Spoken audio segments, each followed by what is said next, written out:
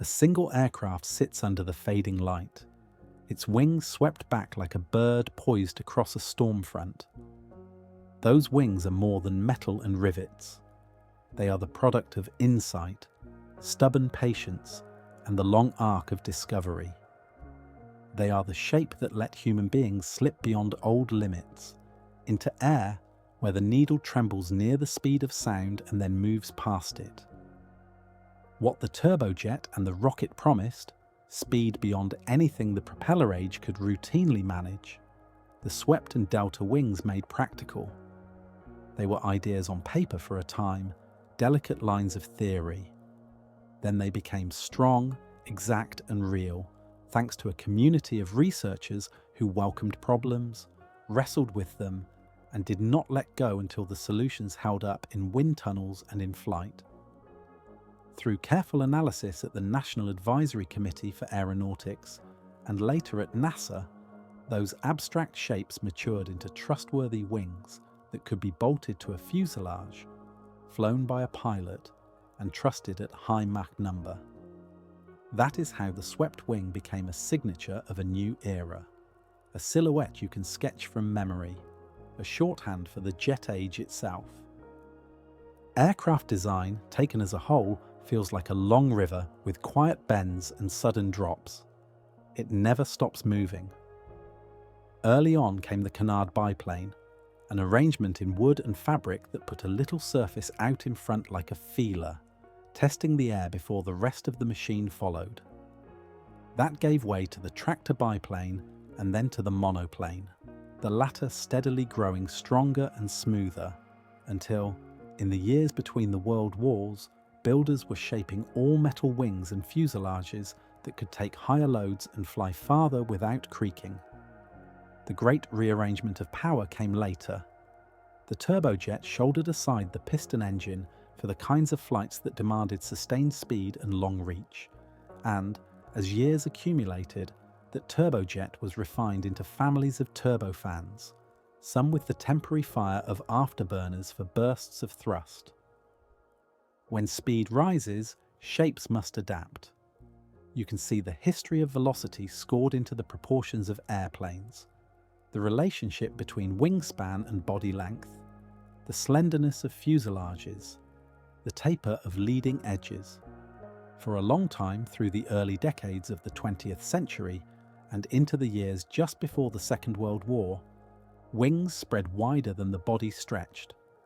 That was natural for slower flight on propellers, but when the jet and the rocket arrived, that proportion shifted. By the late 1940s, as test pilots from NACA coaxed the Bell XS-1 and the Douglas D-558-1 Skystreak toward and across the sound barrier, wings began to narrow relative to the fuselage, and the old visual balance changed. Look at photographs from the 1950s, and you can watch the ratio flip decisively. Machines like the Douglas X-3, so slender it earned the nickname stiletto, seemed to carve the air with a needle. The Lockheed F-104 Starfighter, known famously as the missile with a man in it, wore razor-thin wings on a dart-like body. And among civil transports, there was the Anglo-French Concorde, a supersonic thoroughbred whose comparing of wingspan to fuselage length told you instantly that it belonged to a different regime of flight. The sweep in these wings spoke a new design language. The airplane would not spread its arms and float over the air. It would pierce the air and let the flow take new paths around it. As the Korean War ended and jet airliners, the Boeing 707 and Douglas DC-8, replaced the straight-wing transports that had dominated the skies, the new silhouette became universal.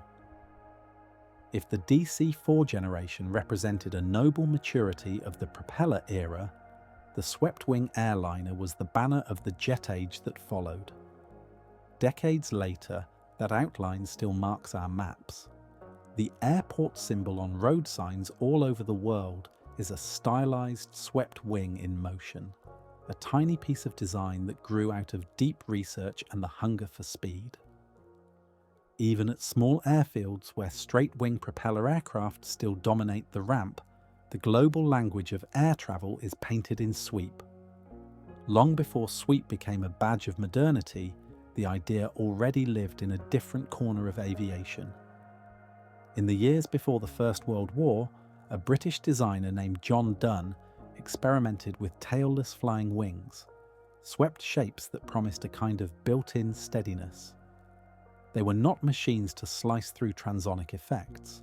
They were machines to keep their balance in gusts, to correct themselves. Dunn's layout found its way across the Atlantic when a company in the United States, Burgess, built seaplanes with the same planform for the US Navy. Lieutenant Holden C. Richardson, who would later be among the first members of the NACA, urged that the Navy purchase the type to study its strengths and limits, seeing in it, even then, the beginning of something important in aeronautical design. He turned out to be right, though not in the way he imagined. Through the interwar years, the swept wing remained mostly a hallmark of tailless craft and experimental lines of thought. Britain's GTR Hill produced the Westland pterodactyl family. In the Soviet Union, Boris Cherenovsky worked on tailless concepts. In the United States, Waldo Waterman built his aeroplanes, and in Germany, Alexander Lippisch crafted increasingly bold sailplanes and powered aircraft that embraced swept and delta planforms for their stability and lift characteristics. These were valuable explorers, but the mainstream of aircraft design remained elsewhere, and the swept wing did not jump into the center lane until it was married to a new purpose: easing the punishing effects that arrive as an airplane presses toward the speed of sound. At high subsonic speeds, and on the path through the transonic region and beyond, air behaves in ways that punish the incautious. Drag rises swiftly, shock waves form, and a wing that is fine at lower speeds begins to experience a new pattern of forces. By angling the wing back, sweeping it, you change the way the flow meets the leading edge. The wing feels a smaller component of the airspeed, which raises the speed at which the dramatic drag rise arrives. Engineers call the threshold the critical Mach number, and for design and operations they often talk about the drag divergence Mach number, the point beyond which drag spikes. A swept wing nudges that threshold higher. That deceptively simple geometric move delays transonic penalties and lets a given wing, all else equal, reach higher speed for the same drag bill, and for a world that had just seen the jet engine and the rocket leave the realm of speculation and enter the realm of hardware that mattered.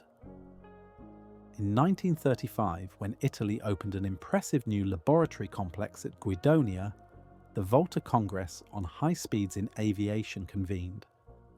Experts from many countries gathered. Among them was a young German aerodynamicist, Adolf Busemann.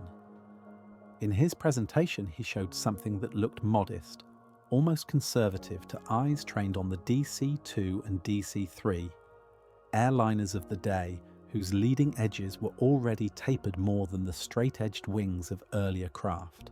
Busemann described how a swept wing altered the circulation pattern in flight, how it could make a wing act as though it were moving more slowly than it was, and how, with the right geometry, this could be used to reach and sustain supersonic motion.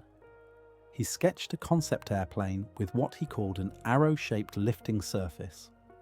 The sweep he showed was not the dramatic scythe we now associate with high-speed flight. The aspect ratio was high, and the angles were gentle. Still, he had brought into public view a powerful idea. At the banquet after the technical sessions, General Arturo Crocco, who had organized the Congress, is said to have doodled on the back of a menu: swept wings, a swept tail, even propeller blades drawn at an angle. He joked about Busemann's airplane, but the joke contained a hunch. Back at Guidonia, researchers did take a look at a design that blended modest sweep with a twin-engine fuselage in push-pull arrangement. Even so, Italy soon returned attention to designs that were well within the confidence of the Air Ministry. Reliable, proven aircraft in significant numbers. Other delegates present in Rome, meanwhile, did not quite grasp the full power of what Boozman had shown. In the United States, researchers at NACA's Langley laboratory had already surveyed more sharply swept planforms as part of a wing taper study published the following year, so a sketch with only mild sweep did not look revolutionary on its face. And so the world, for a time, drifted forward with straight, though sometimes tapered, wings and piston engines. It would be Germany, drawn by the promise of new performance and pressed by war, that embraced sweep and delta shapes, jet engines and rockets, and took them off drawings and into air. Within 5 years of that conference in Rome, Europe was at war, and German engineers had already flown their first jet and rocket-powered aircraft. From Boozman's basic concept, they moved to sharper sweep and to triangular delta planforms that foreshadowed the shapes of later high-speed aircraft and guided missiles. Lippish's experience with swept-wing sailplanes led to the rocket-powered Me 163 Comet, an interceptor of startling performance. He also advanced delta layouts, evolving from broad, high-aspect shapes to rounded triangular wings that he believed would serve well in transonic and supersonic flight. Not everything on the drawing boards was practical. Not everything could be made to serve immediate wartime needs. Yet many of these efforts held genuine research or military potential. What stopped them were not only technical difficulties, but choices by the Nazi leadership and ultimately the collapse of the regime under Allied pressure. The war ended in May 1945 before many of these ideas could be finished or fielded. When peace arrived, engineers and scientists in the United States, in Europe, and in the Soviet Union all looked closely at the trove of German work. The scale of German investment in sweep confirmed to many that the idea was truly valuable for transonic and supersonic flight. Yet in America, this was not a discovery from abroad, so much as a strong corroboration. At Langley, an aerodynamicist named Robert T. Jones had already worked his way to the heart of sweep's benefits during 1944, while the conflict still burned. To understand how Jones got there, it helps to trace a parallel thread that began not with a jet, but with a tailless concept hatched in the United States. At Sikorsky Aircraft, Mikhail E. Gluharev had been studying tailless layouts as early as July 1941. His proposed interceptor placed a piston engine behind the pilot, driving a contra-rotating pusher propeller. The wing was a rounded delta, an arrowhead, with leading edges swept back 56 degrees. The landing gear was tricycle, retractable, vertical fins nestled under the body, and the overall form was smooth and streamlined, arranged for the least possible fuss in the air. He provided for 6 heavy machine guns, and he proposed elevons, control surfaces that combine aileron and elevator functions for pitch and roll. In his reports, he pointed clearly to the crux. The steep sweep should delay the onset of compressibility effects in transonic flight. He summarized it simply and boldly. The general shape was well suited to extreme speed. It was a timely concept. The clean internal volume of that tailless arrow could just as easily have housed a turbojet as a piston power plant, and such an engine would soon be available. But circumstances decided otherwise. Igor Sikorsky was devoting his energies then to a different revolution. The practical helicopter, the VS-300, a craft that would transform flight in its own way. He kept the tailless study alive long enough to allow Gluharev to seek help in testing a model. The inventor-entrepreneur Roger W. Griswold of Ludington Griswold supported a wind tunnel program. The tests showed hints of promise. Griswold even brought the idea to the Army Air Forces at Wright Field. The times, however, were not kind to unconventional proposals. Wartime priorities favoured the rapid acquisition of large numbers of proven aircraft, and the staff had already fielded their share of visitors with strange machines on paper. The tailless dart, as the configuration came to be called, did not find a sponsor. It was a missed opportunity for American aeronautics in the middle of the century. Gluharev did not drop the shape. He contributed significantly to Sikorsky's flying boats and, later, his helicopters, and he kept returning to the Arrowhead. In 1959, he even proposed a supersonic transport for Mach II and beyond, with a small canard up front and a double-deck fuselage. The Dart itself, meanwhile, found a brief second life in 1944 when Griswold adapted the form for a 2,000-pound guided glide bomb, a GLOM. The Army Air Forces recommended a visit to the NACA for an aerodynamic opinion, and so, on a summer day, August 19, Griswold brought the concept to Langley. There he met the man who would connect this lineage of tailless ideas to the modern understanding of sweep, Robert T. Jones. Jones did not arrive at Langley through the usual path of degrees and laboratories. He left the University of Missouri and joined a flying circus, where the wind taught him its own lessons. He designed for a small Missouri firm, Nicholas Beasley, until the Depression shut it down. Through his father's connections, he took a job running elevators in the US Capitol. He did not waste the time. He studied after hours. At the Library of Congress, he absorbed mathematics and aerodynamics under Albert Zahm.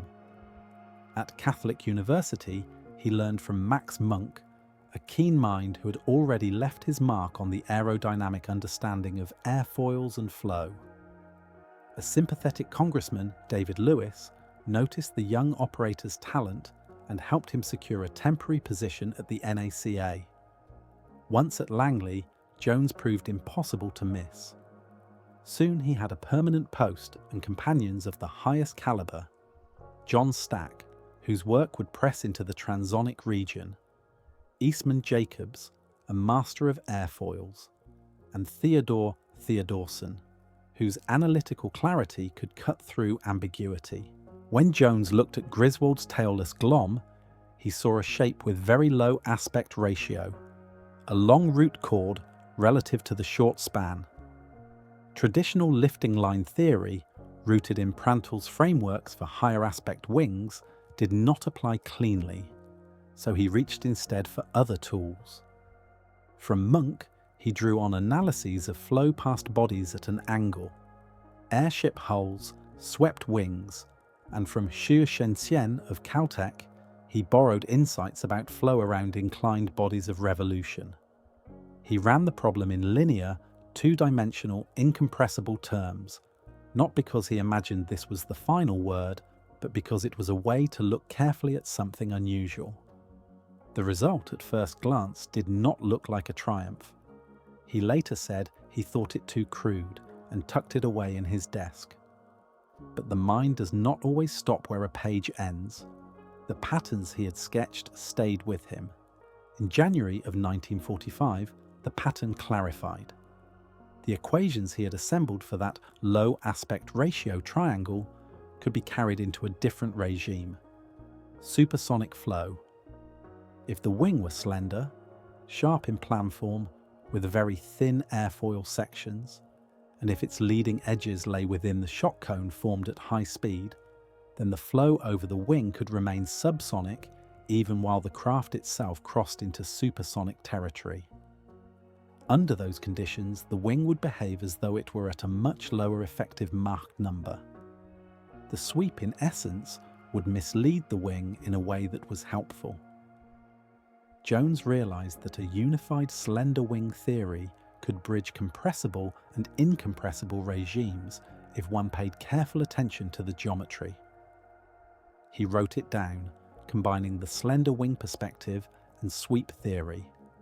Then, with the logic continuing to unroll in his mind, he moved from the triangular delta, which the Germans had not yet set at the center of their high-speed work, to the sharply swept back wing.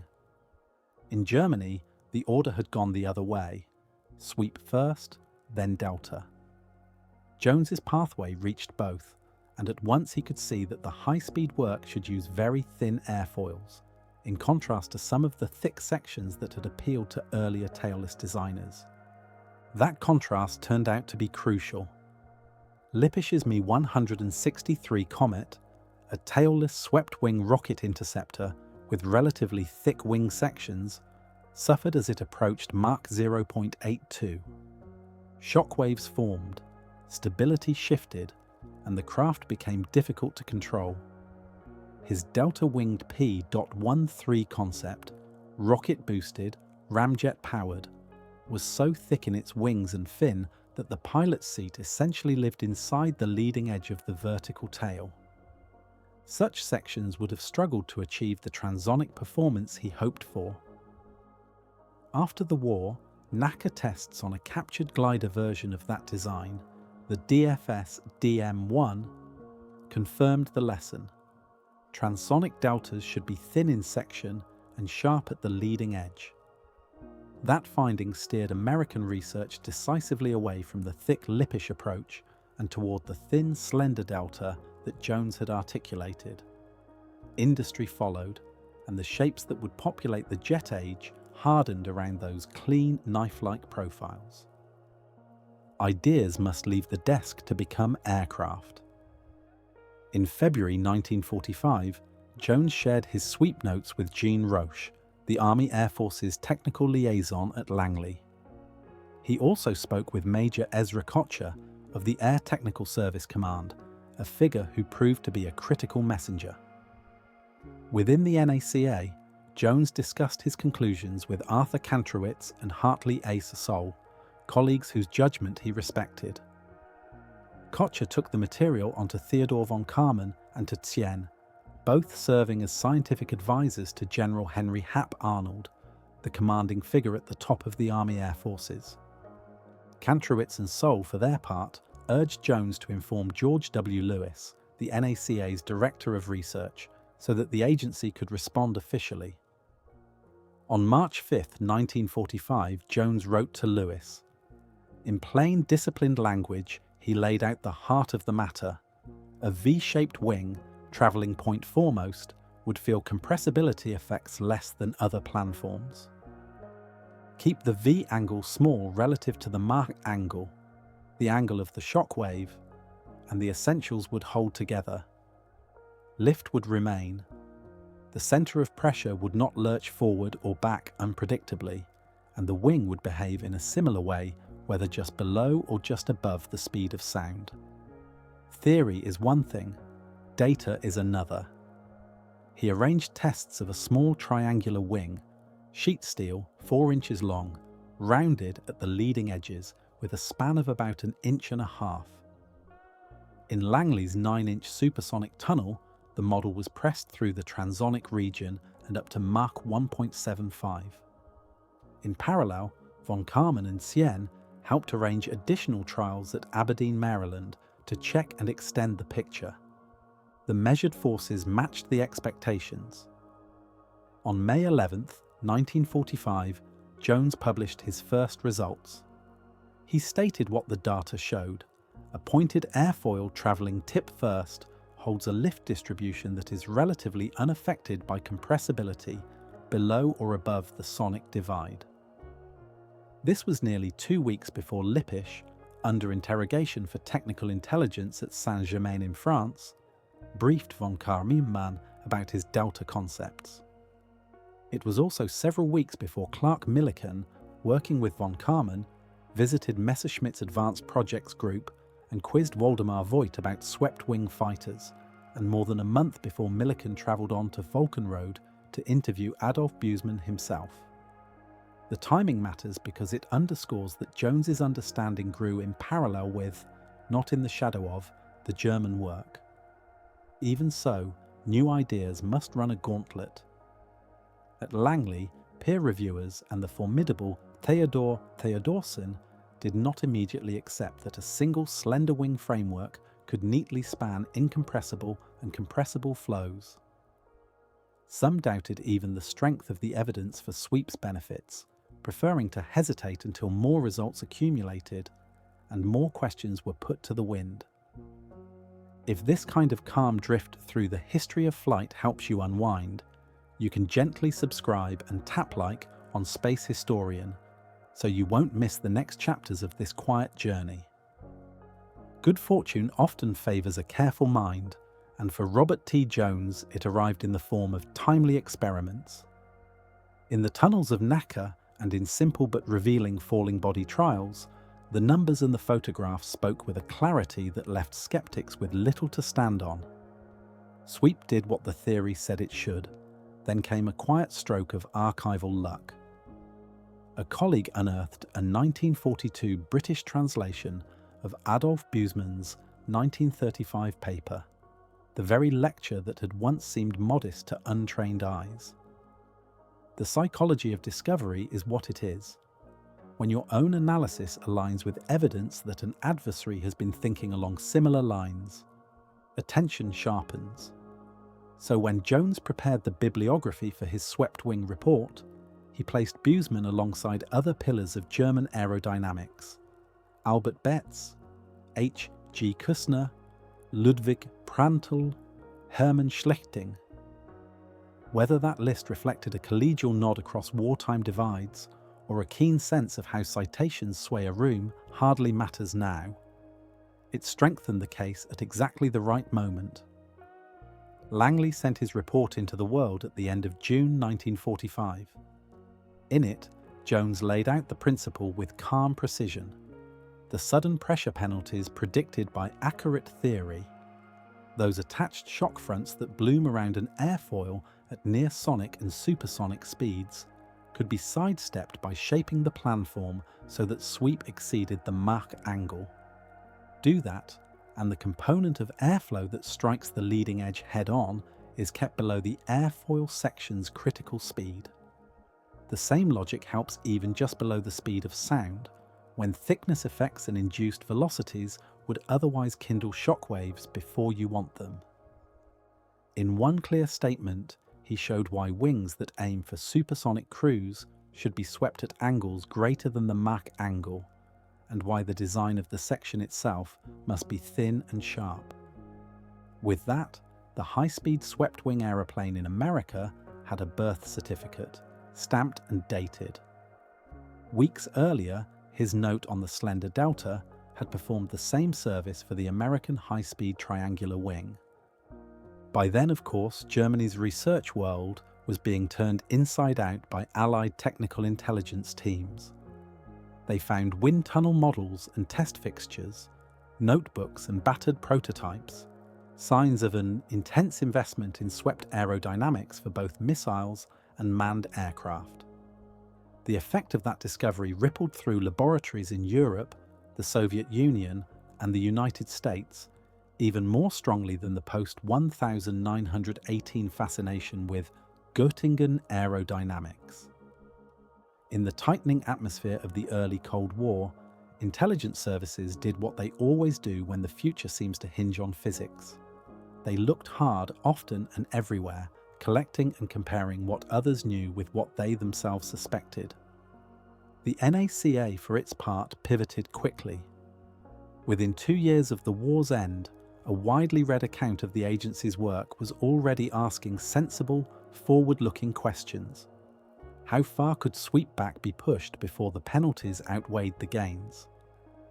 At around 9/10 of the speed of sound, both sweep and low aspect ratio began to make a notable difference, and wings that combined those features looked promising. Push to Mach 1.5 and a sweep near 60 degrees seemed necessary to outrun the backward flare of the Mach angle. At Mach 2, the angle sharpened so much that you could no longer avoid it while still keeping usable wings. Designers might then rely more on thin profiles, reduced aspect ratio, and sharpened edges rather than simply turning the wings farther aft. The tone was measured but confident. The old-new planform had moved from conjecture to a practical menu of trade-offs. By 1950, that confidence had crossed from paper to hardware. Transonic and supersonic research aircraft were flying. Military prototypes waited on the ramps.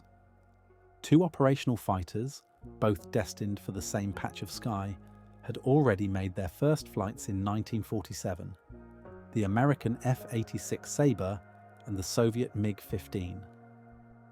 In the years to come, they would face one another in the cold blue air above Korea, where the abstract curves of lift and drag turned into survival and loss. High speed brings gifts. It also brings new manners in the air that must be learned. Swept-wing aircraft, for all their advantages, posed stubborn challenges in stability, control and handling. The most dangerous of these was a tendency to pitch up at both ends of the envelope, at low speed near the stall and at higher speed under load, because the longitudinal stability was eroding under the pilot's hands. Lateral directional stability suffered too. The dihedral effect in a swept planform could combine roll and yaw into a swaying motion pilots called Dutch roll, unacceptable in civil transports, nausea-inducing for passengers, and ruinous for bomber crews trying to release accurately or fighters trying to hold a bead on a target. Adverse yaw added to the trouble. At speed, a roll command could rob the lowered wing of lift and drape it in drag, turning the aeroplane the wrong way. Structural flexibility played its tricks as well, especially on thin, highly tapered wings.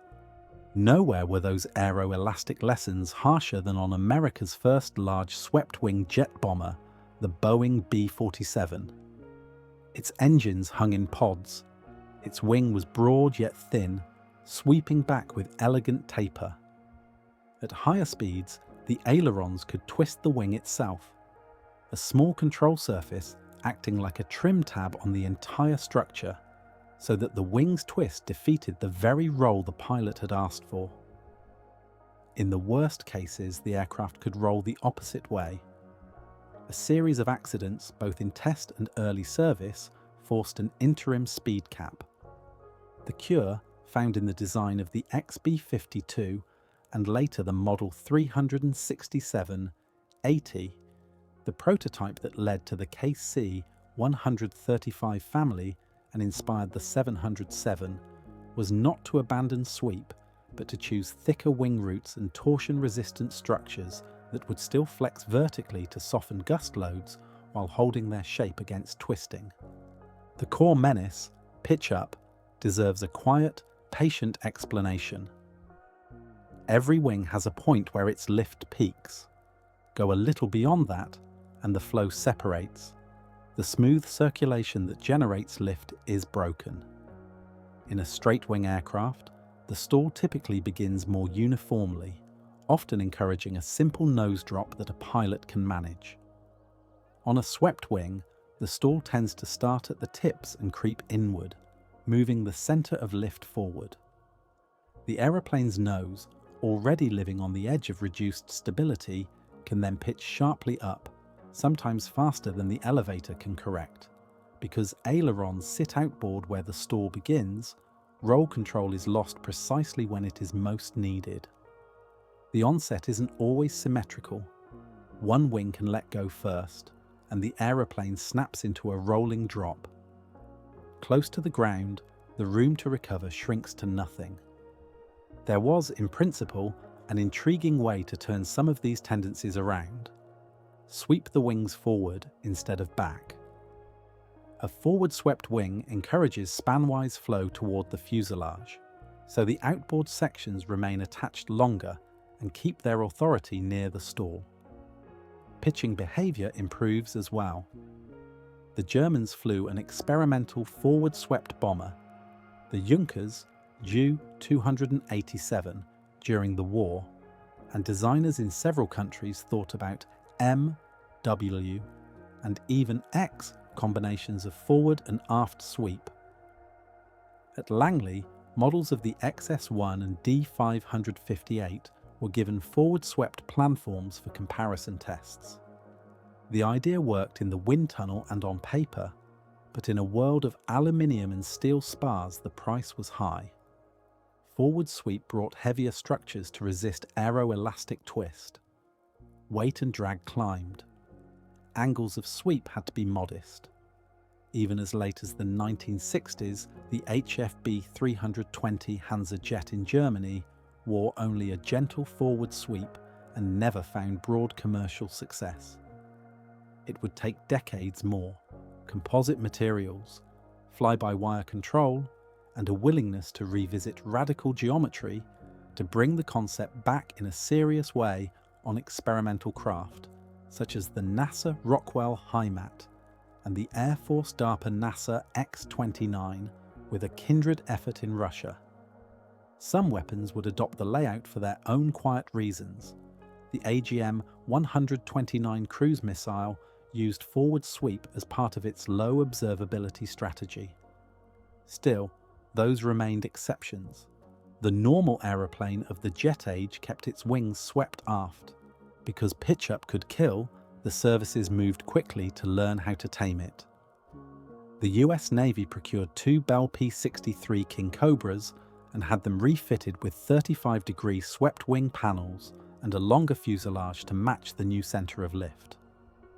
They were not built for speed records, they were flying classrooms, exploring low-speed behavior with and without leading-edge devices, fixed slots, movable slats, flaps.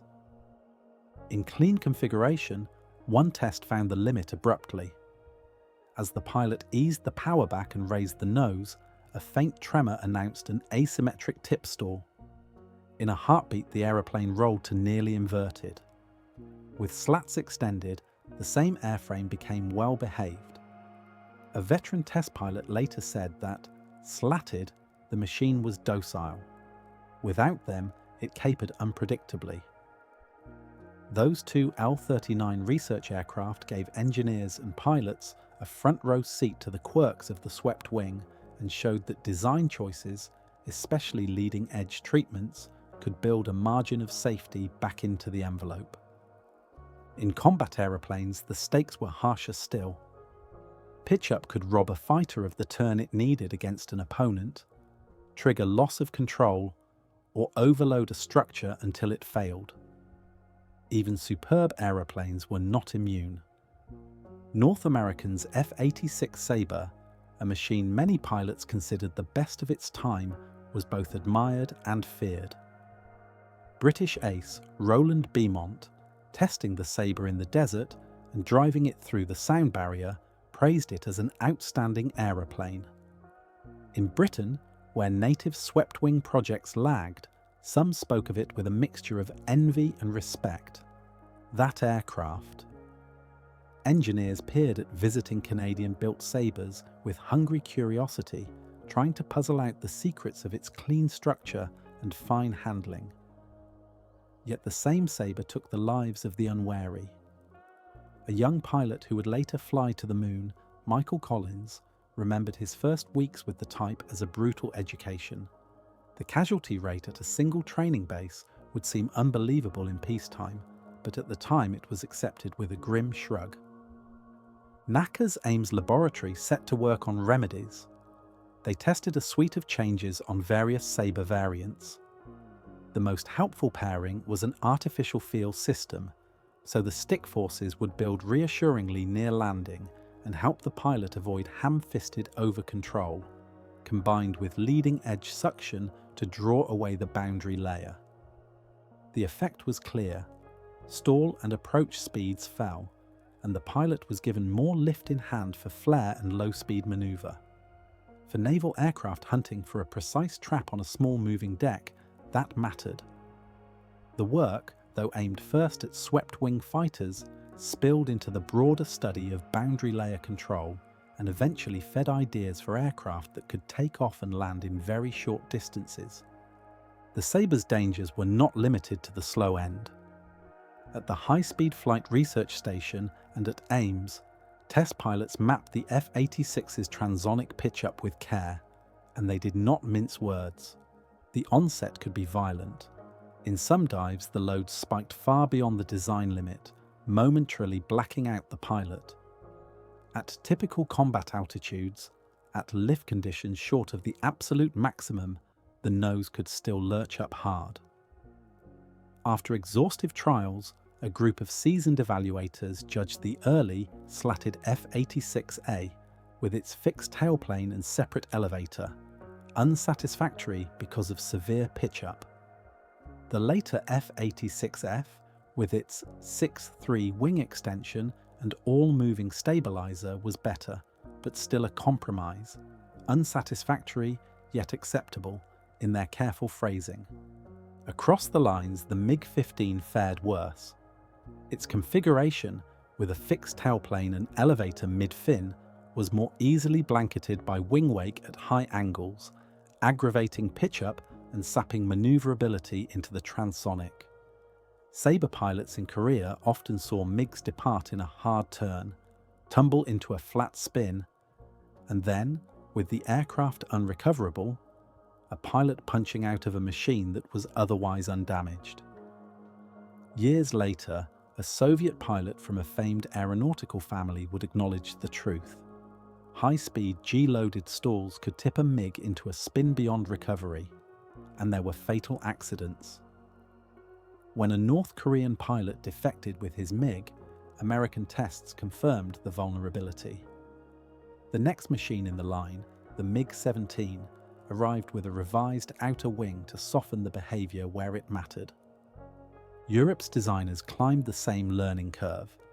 For a time, inspired by German work such as the rocket-powered Me-163, tailless swept-wing aircraft seemed to promise both speed and inherent steadiness.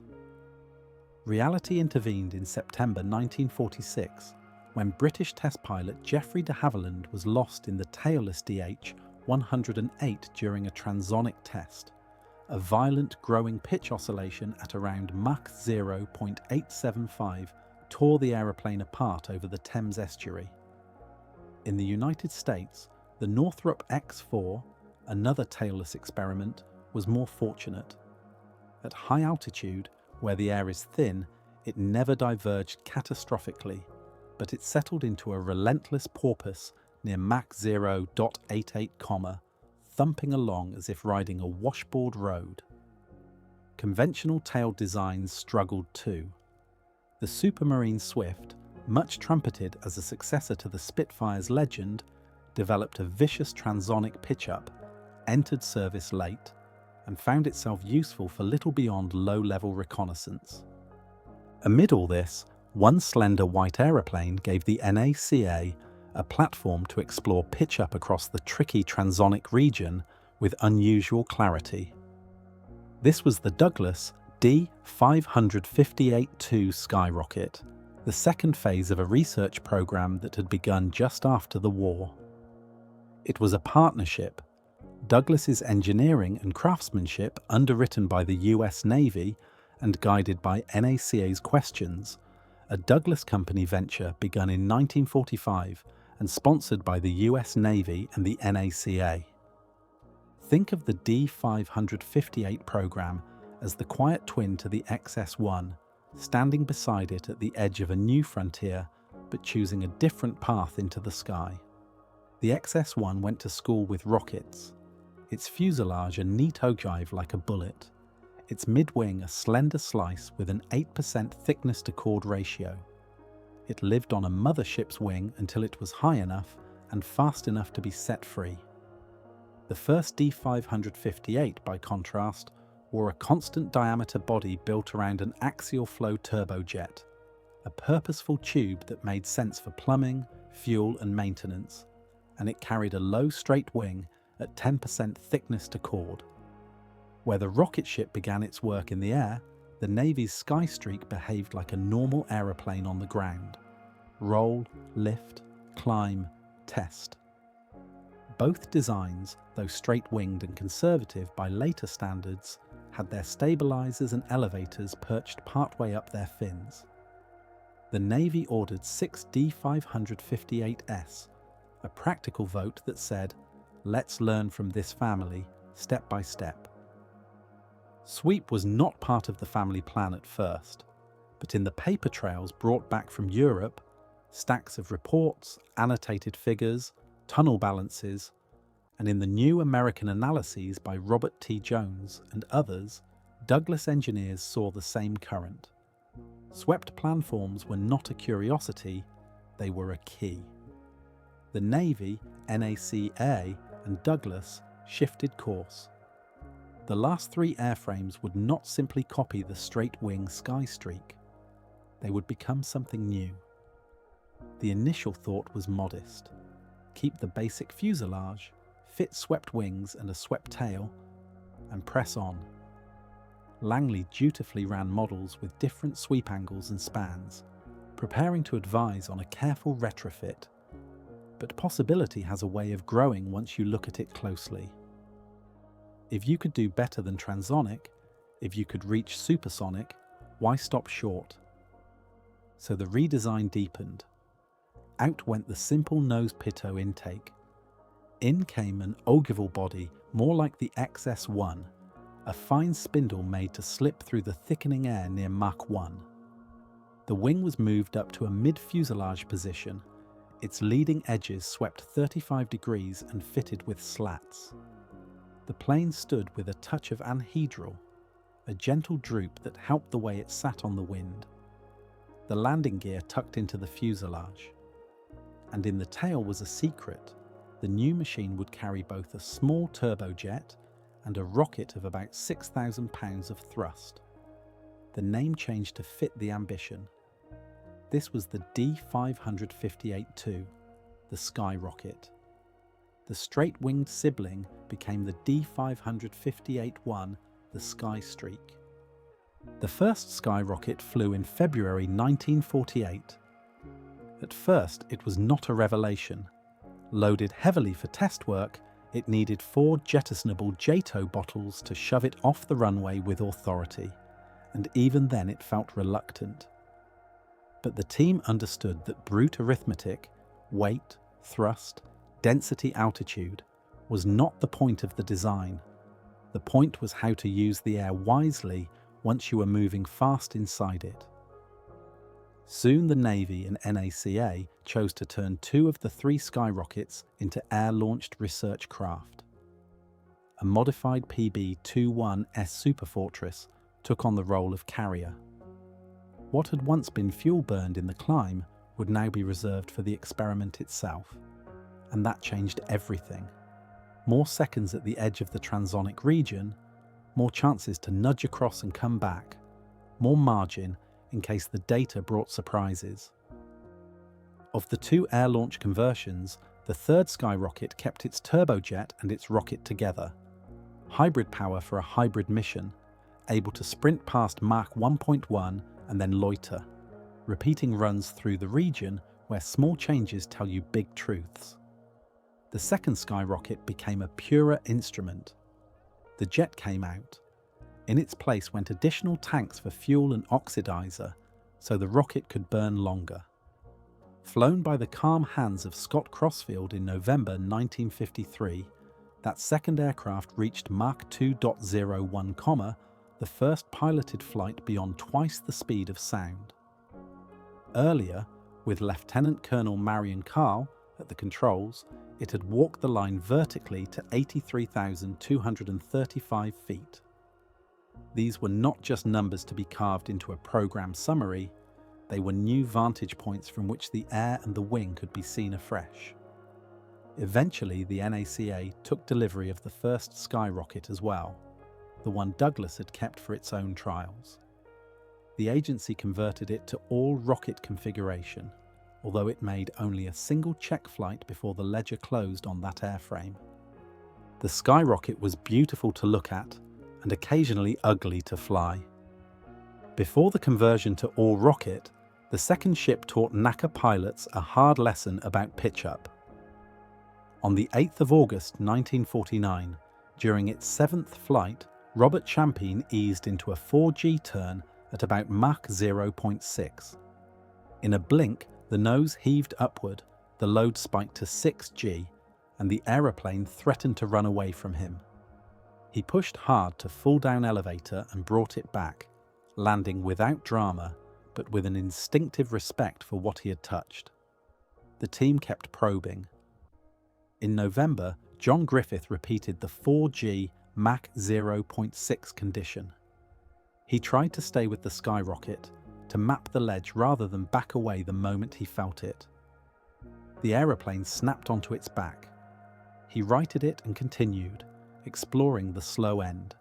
Flaps and gear out, slats closed, the air thin at 14,000 feet, the needle pointing at 130 miles per hour. Again came the sudden pitch up, a roll into a spin, 7,000 feet lost before recovery. The shape that looked so clean on the ramp had a habit of baring its teeth just when the pilot's control margin was narrowest. When NACA chose to turn the second aircraft into a pure rocket ship for supersonic exploration, pitch-up research passed to the third Skyrocket, the hybrid. Air-launched, it was a master tool. The rocket took it to and through the sound barrier. The turbojet let it stay in the neighborhood, collecting data again and again with leisurely patience. A scientist who had all afternoon to ask the same question in slightly different ways. Its instruments read forces, pressures, accelerations, and cross-reference them against attitude, speed, altitude, and every position and force on the controls. Between late 1950 and the autumn of 1956, it flew 66 research missions on pitch-up and the nearby family of transonic problems. External stores were part of the picture. Tanks and dummy bombs changed the flow, and so the Skyrocket wore them to see how the wing felt about it. Engineers tried fences on the wing to channel the span-wise run of air. They mixed and matched slat and flat positions. They reshaped leading edges. They added sawtooth extensions outboard to trip and organize the flow. The pattern that emerged was not a single magic fix, but a kit. Every aircraft, shaped by its mission and its structure, needed a combination. Lower the horizontal tail so it lived below the wing's chord plane, furnish the pilot with stability augmentation and pitch damping, and then layer in local cures that fit the specific wing. This is the kind of quietly ambitious work we love to drift through together. If you're enjoying the calm, factual storytelling and want more nights like this, subscribe and like Space Historian so these journeys keep finding you. One of the most consequential pieces of the kit did not seem, at first glance, to be part of the sweep story at all, putting the horizontal tail low and making it an all-moving surface. Yet that choice transformed the feel and safety of swept-wing aeroplanes. The silhouettes of 1958 looked unlike those of a decade earlier. After the war, designers had flirted with tailless forms, or with tails perched high on the fin, as the XS-1 and the D-558 families had done. But by the end of the 50s, a new consensus shape had emerged across frontline fighters and strike aircraft.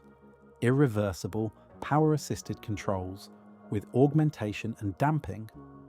Big vertical fins for directional stability. Area-ruled fuselages that let transonic flow slip by, and a low, all-moving tail. You could see it on the Vought F-8U-1 Crusader, the Republic F-105B Thunderchief, the Grumman F-11F1 Tiger, the McDonnell F-4H1 Phantom II, the North American A-3J1 Vigilante, and the Northrop N-156, the modest-looking machine that would give the world the T-38 trainer and the F-5 fighter. Abroad, the same pattern repeated itself in different idioms: MiG-21, Folland Gnat, English Electric Lightning.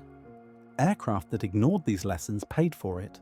The Douglas XF-4, D-1 Skyray, a beautifully rounded delta with a direct lineage to German tailless theory, suffered a violent transonic pitch change. During one run near Mach 0.98, the pitch-up hit so hard that the test pilot, Robert Rahn, blacked out. He came back to himself with the aeroplane still flying and brought it home, but the skin bore the record. Wrinkles from stress. An aeroplane prematurely aged.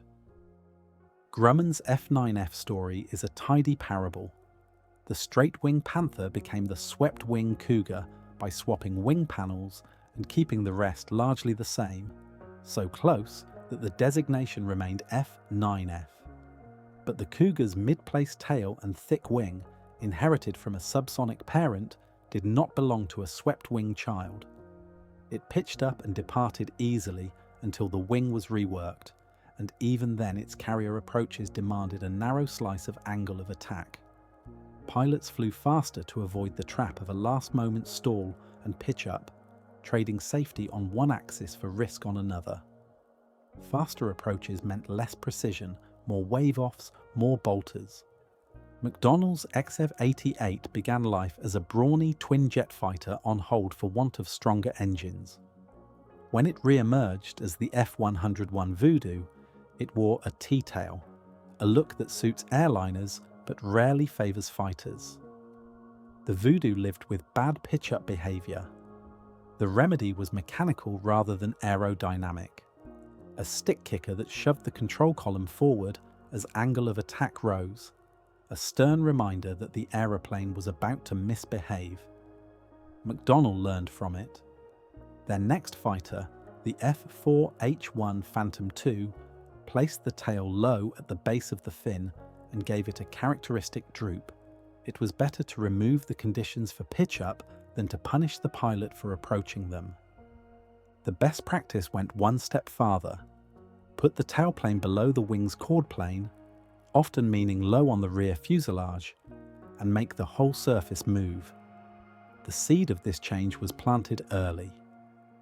In 1947, even before the first supersonic flights of the XS-1, Langley had tested a proposed XS-2, later X-2, configuration with the tailplane set low and a ventral fin, a hint of where the thinking would go. The actual X-2 that flew, unfortunately, kept a more conventional arrangement like the XS-1, tail midway up the fin.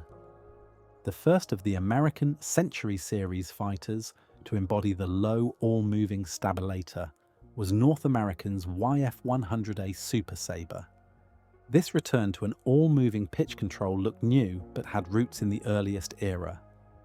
Before the First World War, it was common for the entire tailplane to pivot. It gave strong authority, but it also demanded a high workload, so designers migrated to fixed stabilizers with elevators. During the war years, some NACA researchers wondered if a fully moving tail might solve a new problem: transonic control. They tested the idea on a Curtiss XP-46, replacing the conventional tail with an all-moving surface hinged near its aerodynamic center and fitted with a trailing edge server tab. Early flights at 200 miles per hour were discouraging. The control felt too light, too sensitive, an invitation to overstress the airframe or to chase bumps in rough air.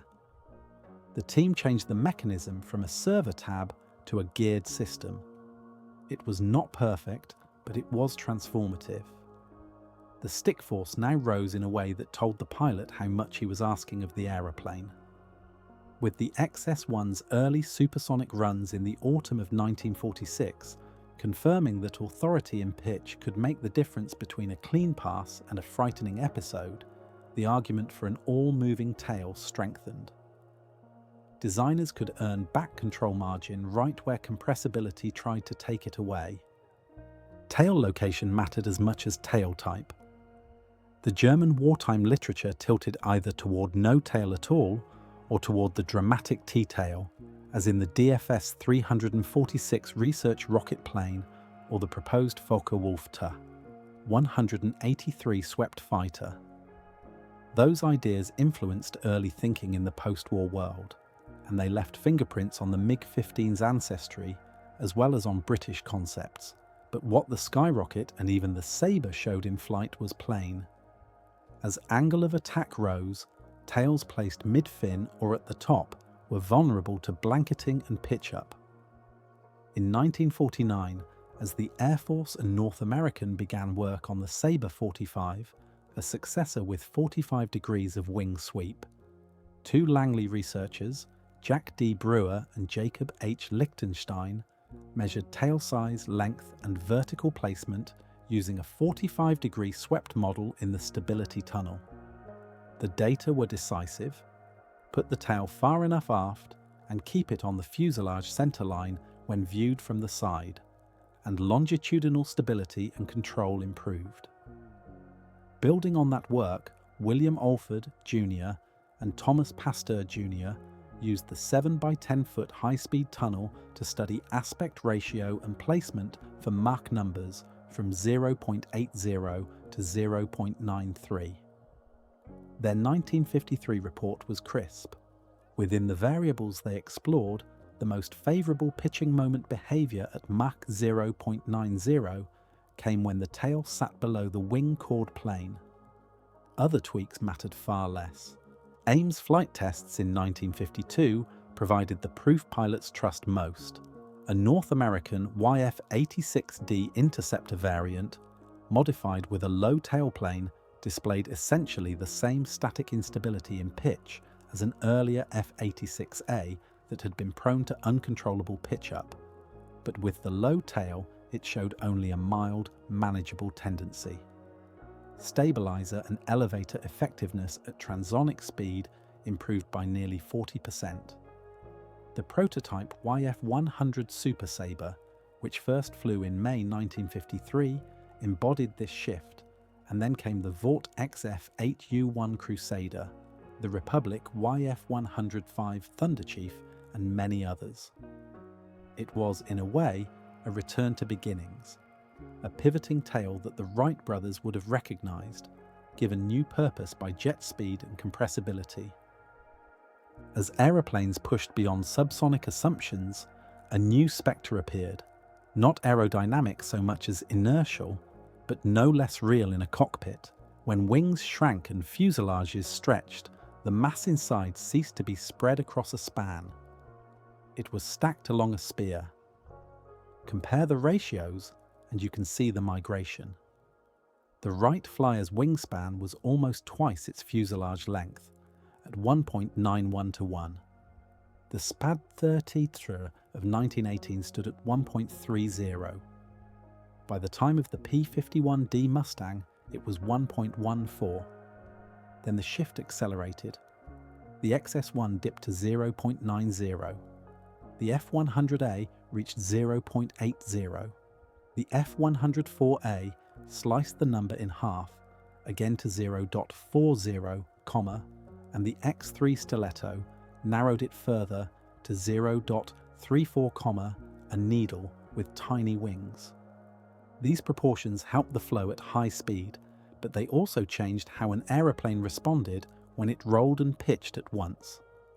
William Hewitt Phillips at Langley was the first to see the trap clearly. In the summer of 1947, he supervised a series of falling body tests with a large XS-1 model. Dropped from a B-29 over a test range, the model carried a simple autopilot and was meant to rotate slowly as it fell, so instruments could read neat, predictable traces. Instead, something unexpected happened. Well below Mach 1, the model lurched into violent pitching and rapid rolling, veering so far from its intended impact point that it was never found. Telemetry and visual tracking were enough to suggest that the coupling between motions, inertia and aerodynamics knotted together, had driven an unstable dance. Phillips went back to a classroom analogy, the rotating rod and its coupled equations from his professors at MIT, Manfred Rauscher and Charles Stark Draper. When he inserted the numbers from the drop test, the math told the same story the range had told. Divergent motion was possible when longitudinal and directional stabilities were out of balance and when the aeroplane's mass lay stretched along the fuselage rather than spread along the wings. In 1948, he wrote the note that gave the danger a name. Inertial coupling, or more vividly, roll coupling, was not a curiosity. It was a risk built into the very trends that defined high-speed aircraft. Short wings, dense fuselages, high altitude, and fast rolls that could load a fin with side-slip forces far beyond what a designer might have assumed. Phillips's 1949 work pressed the point. In high-speed rolls, the side-slip loads could be exceptionally large. Designers needed to build in directional stability at small side-slip angles, both for structural safety and for sane flying qualities. By the summer of 1952, the questions had moved from paper and small drops to bigger, more forceful trials. As part of a study of coupled motions, lateral and longitudinal oscillations together, researchers at the NACA's Pilotless Aircraft Research Division at Wallops Island, Virginia, fired a series of large rocket-boosted swept-wing model airplanes.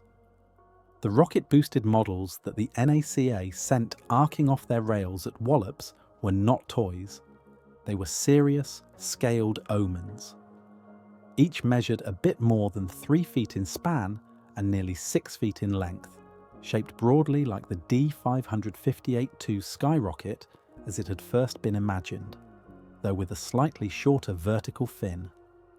The flight profile was ritual: accelerate to supersonic, cut the booster, and glide on, telemetry whispering back steady streams of numbers as the model bled speed, slid through Mach 1, and finally speared into the sea.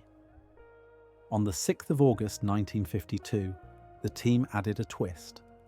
The model carried a tiny pulse rocket in its nose, timed to jab the craft after main burnout. As it decelerated below the speed of sound, the nose thruster fired, just a nudge, and the airplane let out a complicated answer: a yaw, a side slip, and a roll braided together.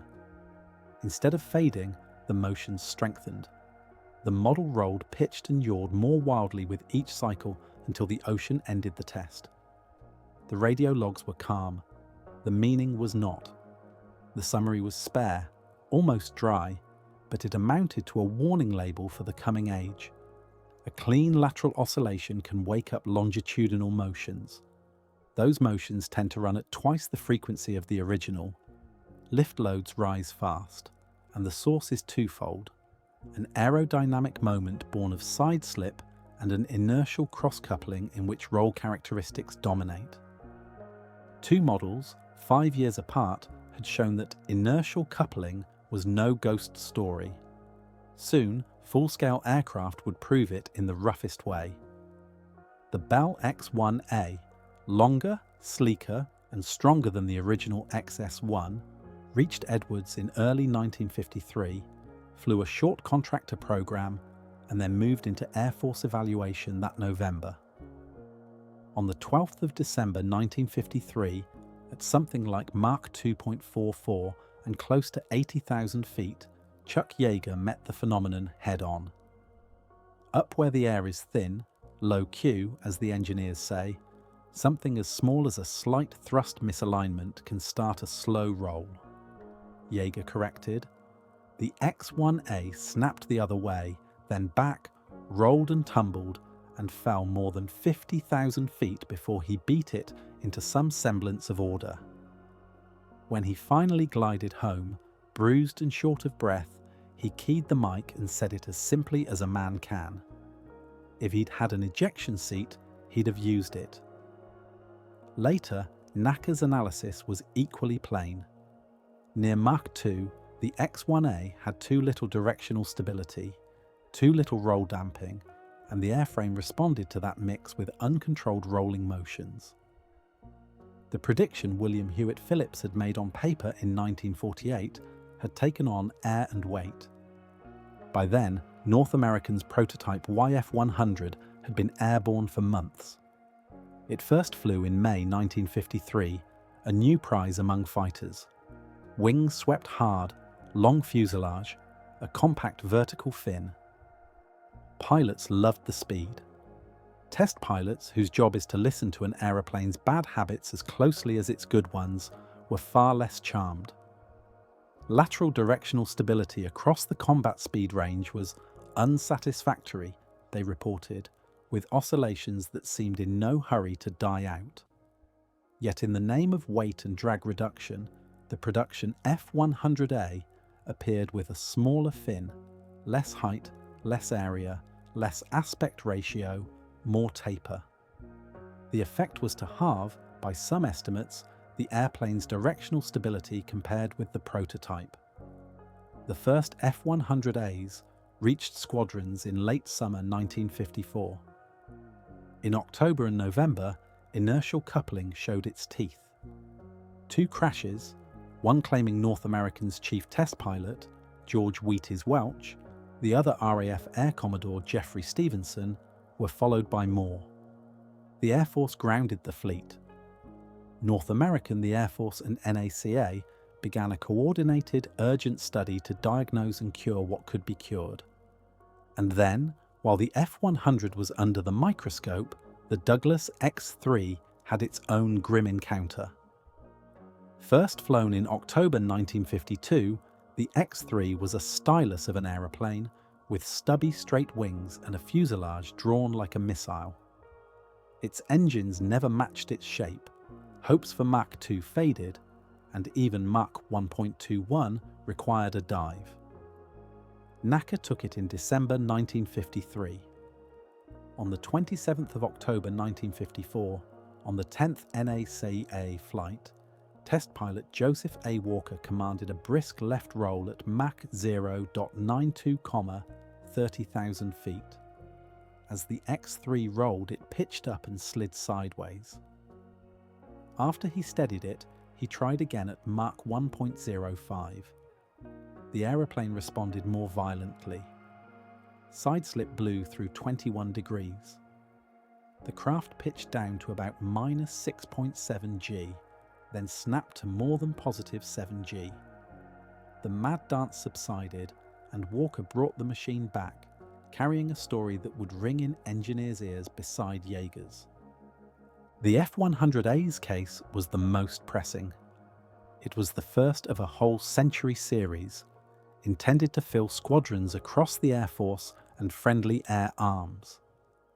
Welch's F-100A had sideslipped during a diving left roll at Mach 1.5 and 25,000 feet. The fin failed under the load, just as Phillips had warned in 1949 might happen in fast rolls with inadequate directional stability. North American's own engineers admitted they had been naive about the penalties of shrinking the tail.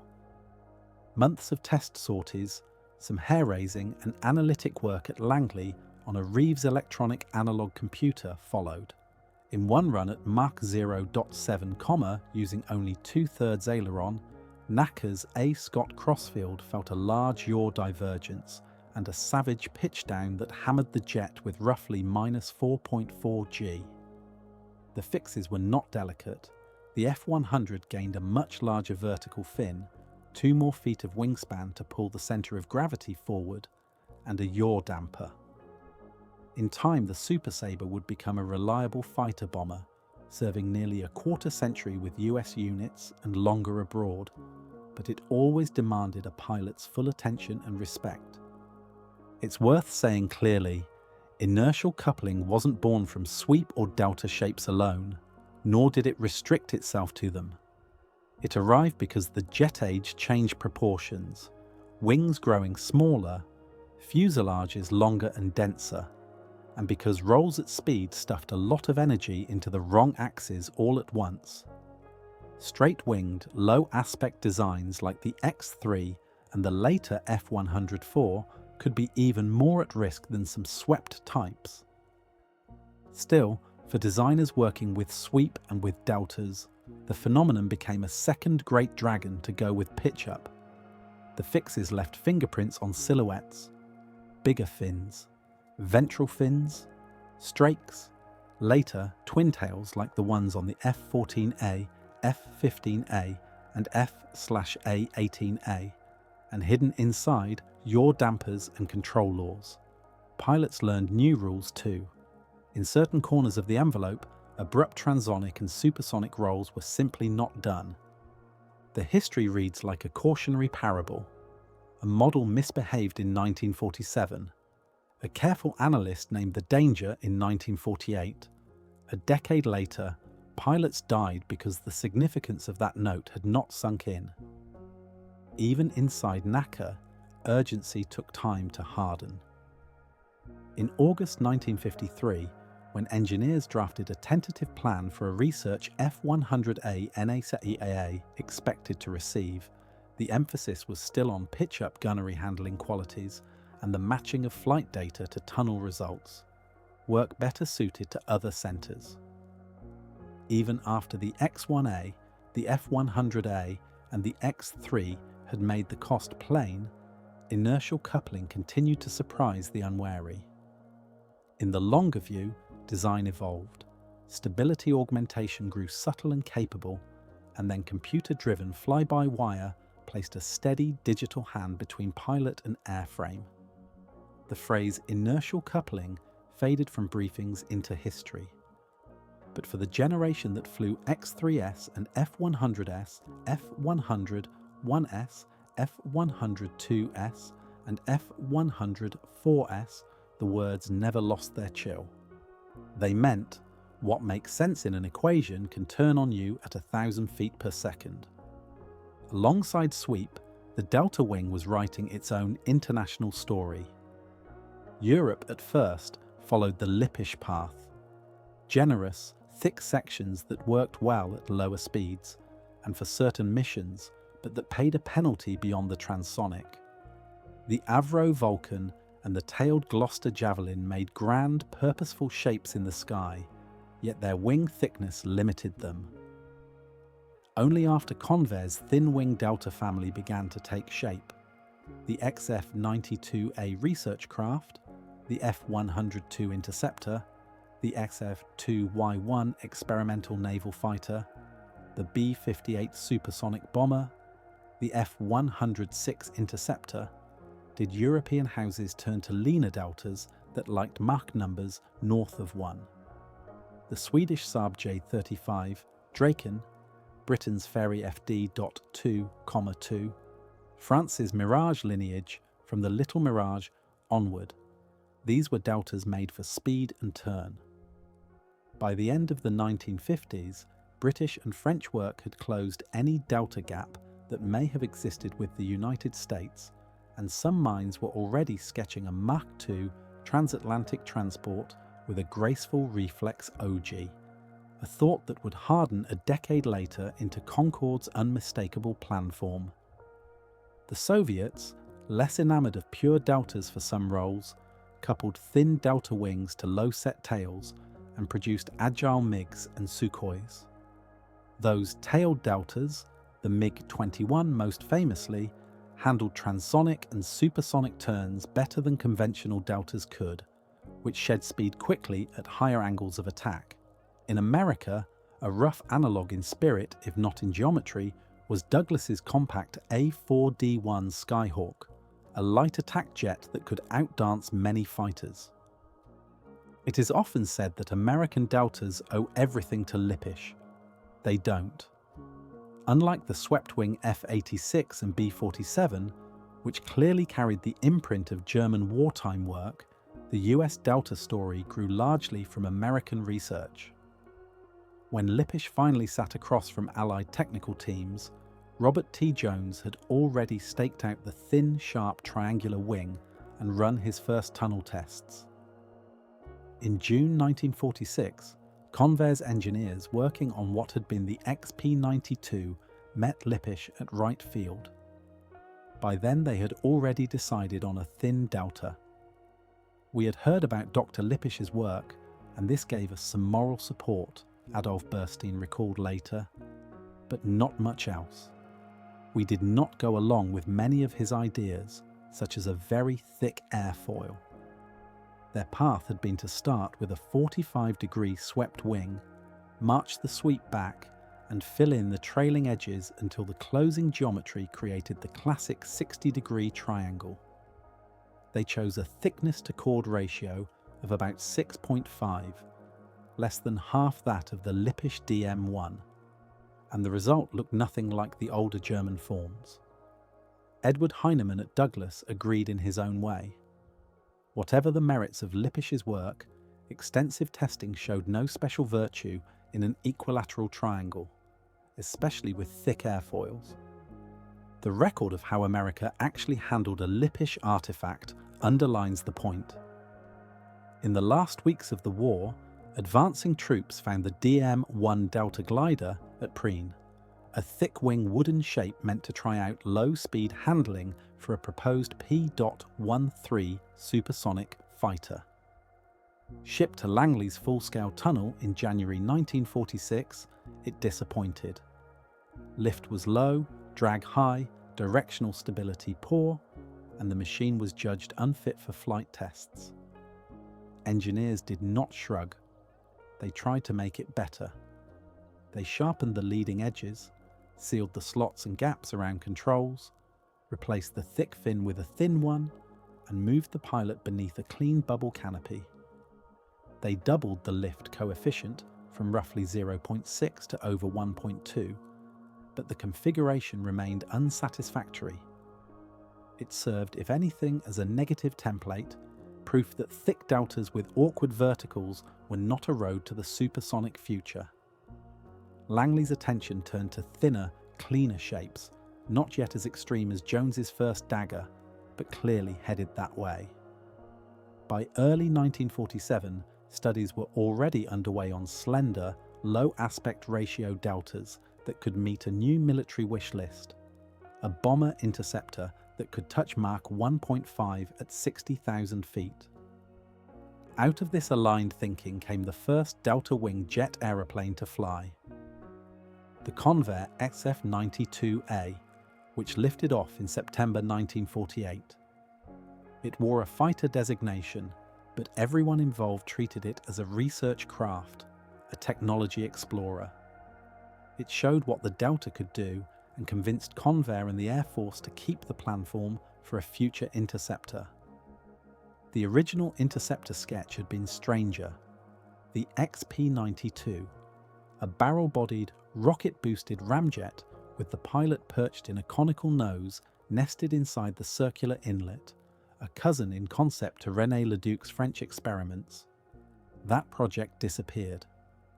The XF-92A remained and fed into the Air Force's ambitious 1954 interceptor effort, which would eventually split into two aircraft. The interim F-102 Delta Dagger, good for supersonic dash, and the ultimate F-106 Delta Dart, good for Mach 2 and beyond. None of this made the Delta simple. The XF-92A carried the usual compromises, plus a few new ones. It could Dutch roll persistently and pitch up in the transonic, just like swept-wing designs. Its extreme sweep encouraged strong span-wise flow, so fences on the wings were less an option than a requirement. Landings, with the nose high and the 11s doing double duty, revealed a hidden trap. Pull the stick back on final, and you had already used part of your 11 travel for pitch. If a gust rolled you, there might not be enough roll authority left in the remaining travel to keep the wings level. Turn performance brought its own tax. A delta at a high angle of attack drags mightily. Speed bleeds fast. Altitude slips away. In 1953, after the little craft had gained an afterburner, NACA's Scott Crossfield still found he could lose as much as 3,000 feet trying to hold speed in a turn. Every time I took off in that plane, I held my brief until I reached sufficient altitude to use the ejection seat, he said later. The pilot never really flew that airplane, he corralled it. The NACA flew 25 research sorties in the XF-92A before a landing gear collapse ended the project. The next Convair Delta, the prototype YF-102, faced familiar echoes. It is remembered, infamously, for hitting such a wall of transonic drag that it simply could not push through the sound barrier. Air Force test pilot Frank K. Pete Everest later wrote that the result brought surprise and concern. The National Advisory Committee for Aeronautics had claimed all along that the airplane would not go supersonic, and now their predictions came true. How the YF-102 was transformed from a disappointment into the F-102 that served by way of Richard Whitcomb's area rule and an elegantly reshaped fuselage is another story. But the cures did not stop at the fuselage line. The wing itself had to change, marking the second stage of America's Delta development and the third stage in the broader story overall. By the time the Delta wing needed reshaping, the seeds of its solution were already sprouting in the mind that had helped articulate sweep in the first place. After the war, Robert T. Jones traded Virginia's Tidewater for the soft light of Sunnyvale and kept worrying at the same knot: how to make slender wings behave kindly as speed climbed. By 1947, he'd outlined a sharply swept, symmetrical planform he thought might even suit a supersonic transport. Keep the leading edges tucked within the shock cone, and the air over the wing stays effectively subsonic. In that protected bubble, he reckoned, you could hope for a lift-to-drag ratio near 10, paid for, of course, with very fast landings.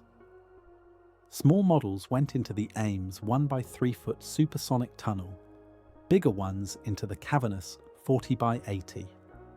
The numbers encouraged him. They also inspired two Ames colleagues, Charles Hall and John Heitmeyer, to press further. Hall and Heitmeyer took the next sensible step: stop thinking of wing and fuselage as separate actors and shape them as a single cast. They twisted the wing and added camber so that the loads would spread evenly in flight. The result was a sharply swept, tapered configuration that, in tunnel runs to about Mach 1.53, posted a measured lift-to-drag of 8.9. It even hinted at a look we'd all come to know years later in Whitcomb's supercritical transport work. Not the same airfoil section, but a planform that made aerodynamic sense across regimes. Then they widened the lens again, casting the same twist and camber logic onto thin deltas.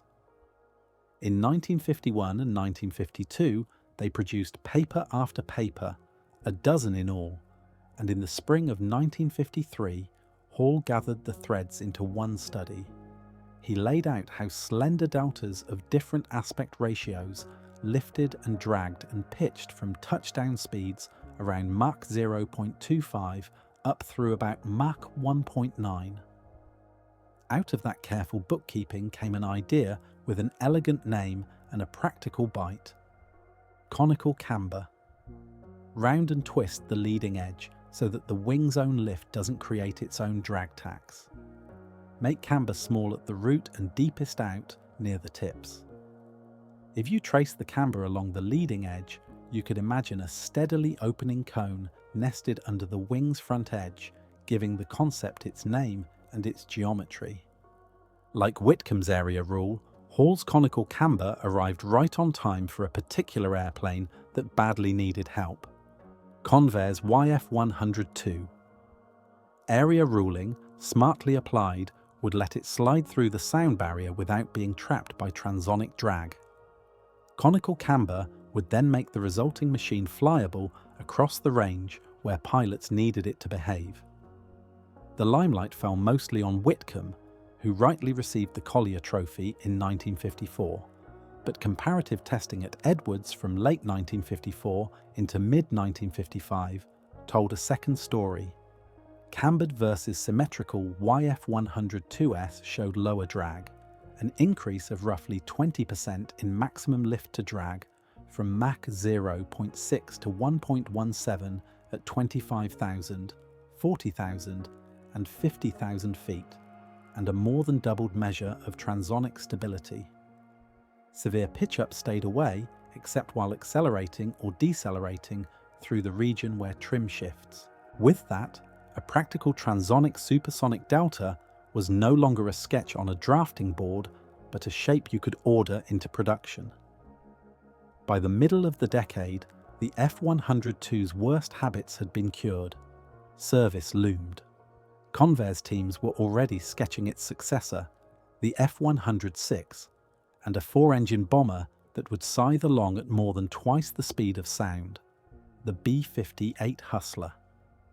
Across the Atlantic, Britain's Fairey FD. Two would soon write its name in the record books, and in France an early Mirage would begin a family that, over time, would prove its worth in the harshest tests of combat. What Jones had imagined a decade earlier stood now on flight lines and in photographs, made real by Whitcomb's interference studies, which Jones himself would broaden at Ames, and by Hall's quiet, effective rethinking of the Delta's leading edge. If you're drifting along with this story and would like more calm, fact-rich episodes, you can gently subscribe and tap like on Space Historian so the next chapter finds you when you're ready to wind down. From there, the Delta kept climbing the ladder, from transonic and supersonic into the breathless heat of hypersonics. The stage was set by a rivalry as productive as it was friendly between Ames and Langley. Round 2 of supersonic research was already on the way in the form of the X-15, a rocket Black Arrow meant to explore the high-fast country. But minds were leaping beyond even that, toward Mach 10 and, ultimately, orbital paths. Hypersonic flight seemed a natural home for low aspect ratio deltas. Before the war, Austrian engineer Eugen Sanger and his mathematician partner Irene Sanger-Brett had sketched the Silbervogel, the Silver Bird, a half-ogive, flat-bottomed body meant to skip across the top of the atmosphere in great leaps, a boost glider that could circle the planet. Its outlines foretold much of the aero-thermodynamic logic that would come true later. In one way, though, it was still a child of its time. It wore conventional wings with supersonic wedge sections rather than a pure delta body. Even so, the influence was strong. At Ames in 1951, H. Julian Allen and Alfred Eggers Jr. laid down something just as startling and, in its way, just as useful. The blunt body theory of reentry. Round it off, they said, and you send a shockwave out ahead like a shield. Heat goes into the air rather than into the vehicle. That became the shape of warheads and later the capsules that carried the first Americans into orbit and brought them back. It was safe and simple, but it wasn't flexible. Throwaway shapes splash into oceans and their landing footprints are small. If you wanted a craft that could choose where it came down and could glide home to a runway, you needed lift at hypersonic speed. Eggers, working with Clarence Seivertson, turned back to thin, slender deltas and asked a blunt question: how do you arrange the parts so that, taken together, they shove the air mostly downward and as little as possible forward? In 1956, they proposed a flat-top concept, a high wing perched on a classic half-ogive body. At mid-span, the tips kicked sharply downward. The idea was to catch the lateral spill of momentum that the body was throwing outward and bend it downward into lift. The tip panels would also add a dose of directional stability. This flat-top delta, clear in their drawings and in the wind tunnel plots, spawned a bold Round 3 concept at Ames. A Beyond X-15 research vehicle. First, you'd drop it from a modified B-36 and let it run to roughly Mach 6. Later, as part of a two-stage stack, it could be shot upward to Mach 10 and, with a span of only about 25 feet on a 70-foot fuselage, sweep the width of the United States in a single hypersonic transit. Not far away, Langley was working another angle that echoed back to Sanger-Brett. In 1957, Peter Korosinski and John Becker showed that a low-wing, flat-bottom delta boost glider would run cooler where it mattered and need less thermal protection mass. Any lift-to-drag edge that Ames's high-wing flat-top might claim could be erased by the weight penalty of keeping it from cooking. Round 3 marched forward, but its shape bent toward Langley's logic, hardening eventually into the Air Force NASA X-20 Dyna-Soar. In the lifting body contest that followed a decade later, the theme repeated. Ames flew and favoured half-cone flat-tops such as the M2, while Langley developed the HL-10, a fattened flat-bottom delta. The verdict, confirmed again in the mid-1970s with the crisp, refined X-24B, favoured the flat-bottom family. When the Space Shuttle became a real program, rather than a collection of wishful drawings, a different word began to cut through meetings like a bell. Cross-range. The orbiter had to come home from many paths. That drove designers away from straight and simple tails and toward deltas, blended bodies, and even wave riders. Max Faget at the Manned Spacecraft Center sketched and argued for more conventional tailed configurations, both straight and swept, but analysis piled up against them. Tendencies for hypersonic spins, worrisome heating, too little cross-range. Between mid-1971 and late summer 1972, the Spacecraft Design Division looked at 37 delta ideas. Some were sharp triangles that would have made Jones smile. Others were OG curves, reminiscent of Concorde, bent for re-entry rather than transatlantic speed. Ames and Langley supplied hypersonic insight. The Flight Research Center brought hard-earned experience with very low lift-to-drag flight. Marshall weighed in on what could be built and launched. The centers converged on a family, a modified Delta planform. 2 lines stood near the finish, 036 with a small bay and 3 engines, and 040 similar in outline, but with a larger bay and 4 engines. Then, in January 1972, engineers at MSC drew the 040C, a 3-engine orbiter that would use new high-pressure power plants. That became the baseline. Whatever decisions remained about boosters, the orbiter's all-important wing and body were now essentially set. Once again, the flat-bottomed Delta had answered the brief. All the while, an older dream from the earliest days of aviation was quietly inching toward practicality. Wings that changed their sweep. Variable geometry began as a kind of bird imitation. Bend the wing to trim for different conditions, and even flirted with the idea that you could roll the airplane by sweeping one side differently from the other. Alexander Lippisch filed a patent for wing sweep in 1942, but the path to modern, workable variable geometry came through another German, Waldemar Voigt.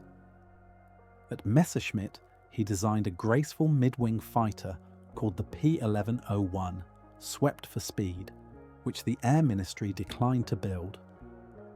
Voigt decided to keep going anyway, recasting it as a house research machine that could accept alternative wings with different sweep angles and balance packs to keep the center of lift in line. When American troops reached Oberammergau, the P-1101 was more than 80% complete. Among the visitors to the captured plant was Robert Woods, a NACA Aerodynamics committee member with a knack for spotting an idea's second life. He asked a simple question with a huge consequence. Why not make the sweep variable in flight rather than swapping wing panels on the ground? That suggestion and Langley wind tunnel tests by Charles Donlan with a modified XS-1 model pushed NACA and the Air Force to commit. In May 1949, a contract went out for 2 Bell X-5s. American takes on the P-1101 with US engines, bigger canopies for better visibility, and wing pivots that could swing from about 20 to 60 degrees. The first X-5 flew in June 1951, and within 5 weeks had shown its wings at the full 60 degrees. A year or so later, Grumman's XF-10 F1 Jaguar took to the air for the Navy. Neither was the finished article. Their sweep mechanisms were heavy and complicated, and both used a translation scheme that slid the wing roots fore and aft down the center line to track the shifting center of lift. Flying qualities suffered for reasons that had little to do with variable sweep itself. The Jaguar was simply unpleasant. Its test pilot, Corky Meyer, later joked that he hadn't needed a test pilot school because the F-10F had been curriculum enough. The X-5, more dangerously, could pitch up viciously at higher sweep and, once departed into a spin, fought every attempt to come back. In 1953, Air Force test pilot Raymond Popson died when the second X-5 went in. NACA coaxed 133 research flights from the first airframe and retired it in 1955. Even so, the X-5 proved the central point: you could change sweep in the air. For military planners dreaming of interceptors and long-range strikers that could take off from short runways and then dash supersonically, the promise was intoxicating. In the late 1950s, John Stackett Langley, forceful, persuasive, and deeply connected, pulled the British and American communities closer.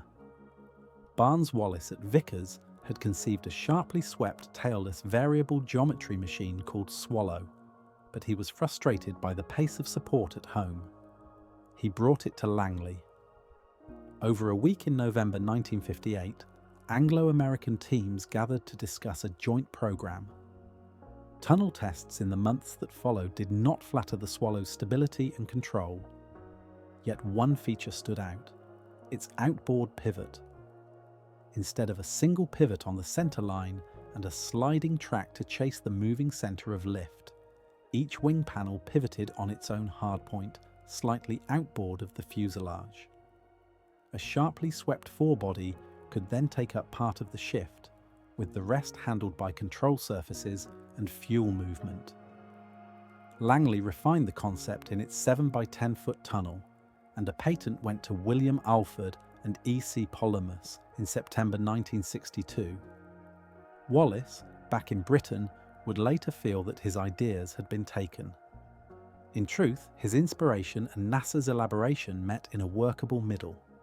The outboard pivot and a conventional tail, a necessity before fly-by-wire, made variable sweep viable.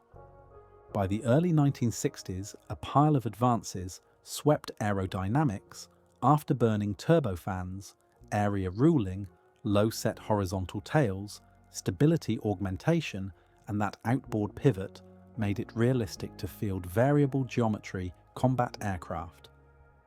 The first was the General Dynamics TFX, which became the F-111. Its troubles sprang less from its wings than from a specification that chased a single airplane for two very different services. The Navy never got the fighter it hoped for. The Air Force got a strike aircraft that took years to season. NASA's part in rescuing it was enormous. Langley, Ames, and Lewis together poured more than 30,000 hours of wind tunnel time into solving drag, boosting maneuverability, shoring up directional stability, and taming inlet distortion. In the end, the F-111F proved its worth: long-range strikes, electronic jamming, and in Desert Storm, the almost surreal task of tank plinking, destroying on some nights upward of 150 tanks and about 1,500 across the short war. From that crucible came cleaner executions: Grumman's F-14 Tomcat, the Navy's Watchful Interceptor, and Rockwell's B-1 bomber. Both benefited from the same NASA heritage of analysis and tunnel work and danced through development with fewer stumbles. Abroad, the idea propagated. France's experimental Mirage G, the multinational Tornado for NATO's air arms, and a range of Soviet machines, the MiG-23 and MiG-27, the Sukhoi Su-1722 and Su-24, and the big swing-wing bombers, the Tu-22M Backfire and Tu-160 Blackjack, each rewriting the wing in flight to suit the moment. Variable geometry felt for a while like the next great idea that would give wings their own second life. In the high days of space fever, designers sketched lifting bodies with hidden switchblade surfaces and transports with wings that could slide their angle to taste. Boeing's American Supersonic transport proposal wore variable sweep proudly, until that path was set aside. Engines grew stronger, control systems grew smarter, and the promise of tailored aerodynamics made the moving wing less tempting. However elegantly engineered, a variable sweep mechanism always carries a tax: more weight, more parts, more cost. Even so, the simplest version of the idea never quite left the stage. In 1945 and 1946, at Langley's Free Flight Tunnel, John Campbell and Hubert Drake flew a small model with a single pivot so the whole wing could skew like a barn door set askew on its hinges. German aerodynamicists had floated a similar thought during the war.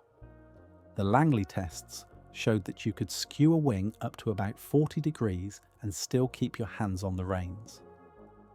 Decades later, Robert T. Jones picked up that thread, polished it, and lit it with a new name: the oblique wing.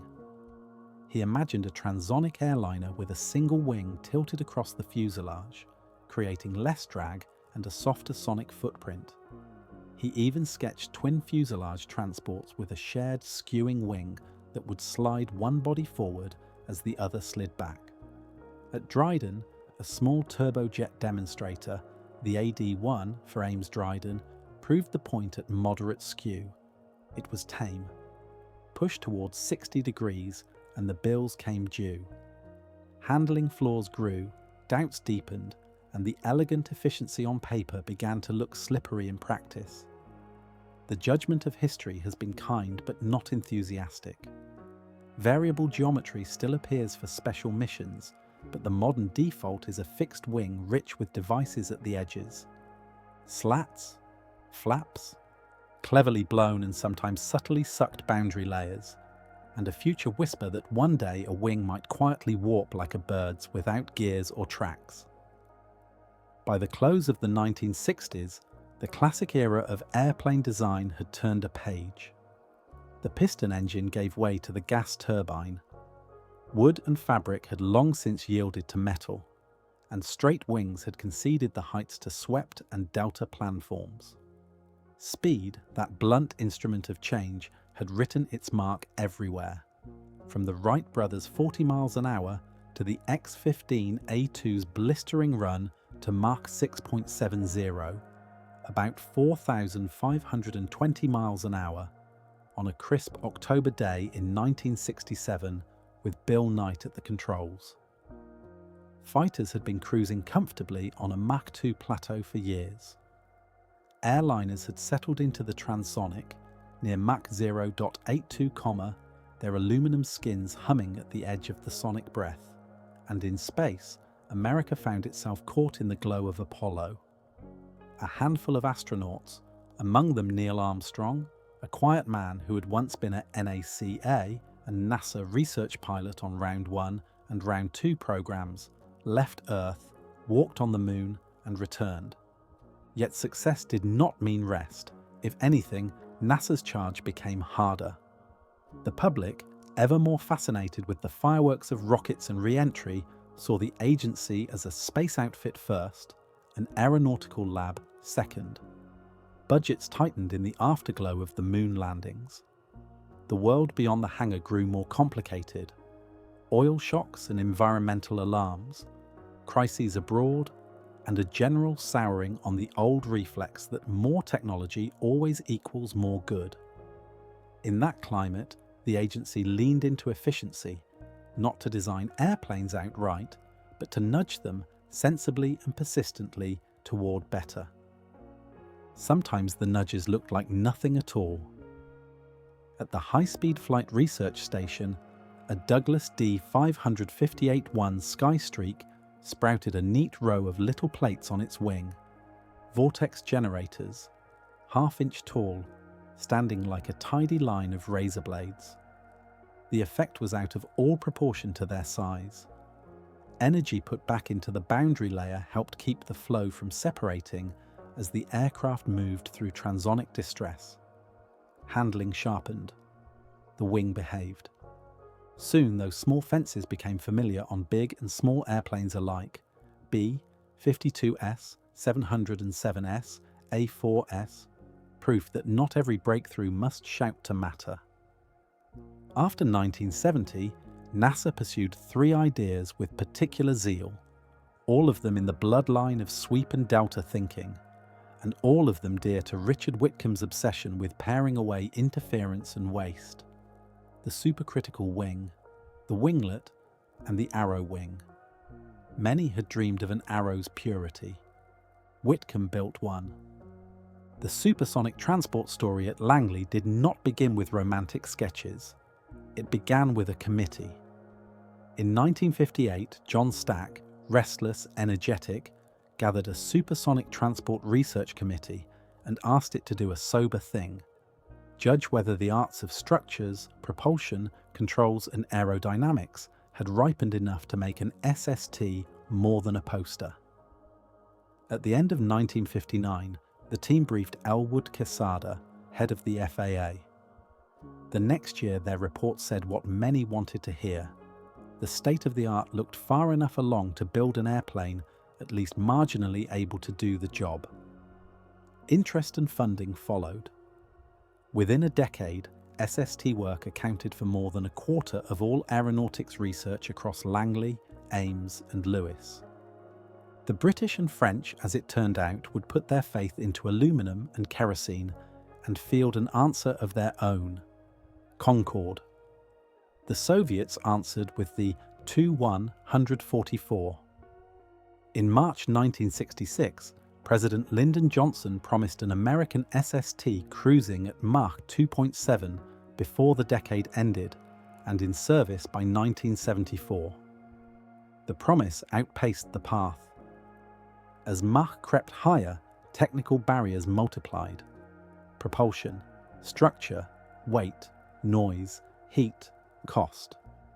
The hard questions: how much it would cost to build, to buy, to fuel, how it would disturb the stratosphere and the neighbourhoods below, whether enough passengers would pay, could not be charmed away by speed alone. Politics, so warmly bipartisan through the Kennedy and Johnson years, cooled under Nixon as wars abroad cost blood and trust, and as unease with environmental impact grew. The national mood turned against the project. Inside Langley, the supersonic commercial air transport (SCAT) studies unfurled. Many designs assumed variable sweep as a matter of course. It had become conventional wisdom that any future high-Mach cruiser would need to shift its wings on the way up.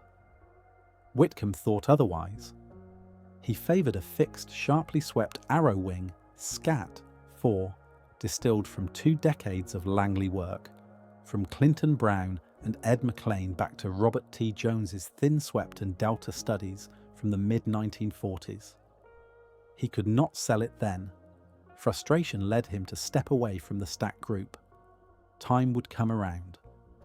In 1964, a Langley team, Harry Carlson, Roy Harris, Ed McLean, Wilbur Middleton, A. Warner Robins, took the variable sweep SCAT 15 and froze it into a fixed form. SCAT 15F, a slender arrow with an astonishing lift-to-drag of 9.3 at Mach 2.6. The shape had teeth as well as grace, nasty pitch-up and deep stall problems at low speed. Full-scale tunnel work prescribed a cure: leading-edge flaps, wing notches, Fowler flaps to increase camber and area, and a small horizontal tail. The airplane that emerged was still beautiful and now tractable. The refinements mattered beyond the lab. Boeing, which had won the government's SST design competition, eventually let go of variable sweep and embraced a small-tail delta for its final proposal. Congress let go of the project itself, refusing the funds needed to move from wind tunnel to hardware. The American SST died. The ideas did not. With modern engines, modern structures, and far better tools for simulation and analysis, the fixed arrow wing became a common figure in studies for future supersonic machines on both sides of the civil-military divide. As the SST project slipped beneath the budget line, Whitcomb turned his attention from Mach 2 to Mach 0.8. In a quiet revolution, he gave us 2 new silhouettes: the supercritical wing, fat where our instincts said thin, and the winglet, an upturned whisper at the tip. Neither looked fast. Both transformed the economics of flight and found their way onto countless airframes. Even so, the military had not forgotten the charm of a clean supersonic cruiser. Programs with stiff names, advanced supersonic technology, then supersonic cruise aircraft research kept the candle burning. Out of that light came a prototype with a patient grin. The Supersonic Cruise and Maneuver Prototype, SCAMP. It was, at heart, an F-16 reimagined to live at supersonic speed, and the change began with its wing. The cranked arrow blended a 70-degree sweep inside with 50 degrees outside. It looked simple. It wasn't. The planform hid careful camber and subtle shaping inherited from scat work, especially the tamed SCAT-15F leading edge vortex flaps breathed life into both the transonic and the low-speed corners of the envelope. Harry Hilliker at General Dynamics liked what he saw. On paper, the wing-cut wave drag gave the F-16 a 65% jump in supersonic mission radius and more than doubled the angle of attack it could honestly use. Rechristened the F-16XL, the prototype lined up against the F-15E at Edwards for the deep strike role. The Strike Eagle, larger and richer in internal volume and fuel, won on practical grounds. The two XLs stayed at Dryden, flying research missions for years, mapping the tricky flows around cranked arrows and even flirting with the delicate possibility of supersonic laminar flow via gentle suction through the skin. The interest never quite died. A cranked arrow remains an alluring option whenever someone leans over the table and says, "What about a clean supersonic cruiser?" By the late 1980s, the prettiest lines were not always the most prized. Aerodynamic shaping gave way, in many military conversations, to the shaping of signatures.